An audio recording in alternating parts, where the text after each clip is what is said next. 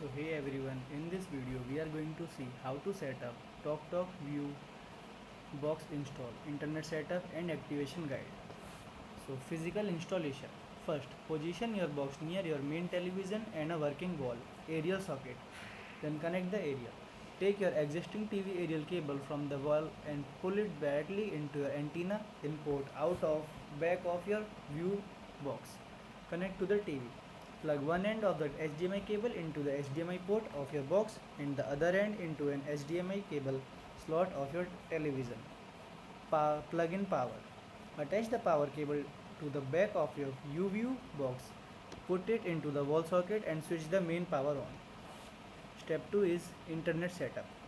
An internet connection is required to use catch-up services, apps and programmatic update. You can connect using one of three methods. Option 1 is wired Ethernet. Connect an Ethernet cable directly from the Ethernet port on the UView box to a yellow lane port on the TalkTalk Wi-Fi hub. Option B is power line adapter. If your router is in another room, plug a TalkTalk power line adapter into a wall socket near your router and connect it via Ethernet. Option C is Wi-Fi. Leave the box unconnected to any internet cable during physical setup. You will select your wireless network during the on-screen configuration. Then plug the second power line adapter into a wall socket near your UView box and run an Ethernet cable between them. Step 3 is activation and on-screen configuration. Once the hardware is connected, you can finish configuration through your TV screen. TalkTalk turn on the box. Press the power button on the front of side of your box or use your TalkTalk remote control.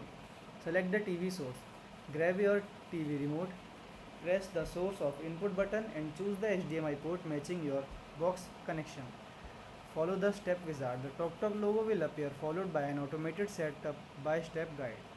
Channel tuning. The box will automatically scan the aerial connection for digital TV and radio station. Set parental pin.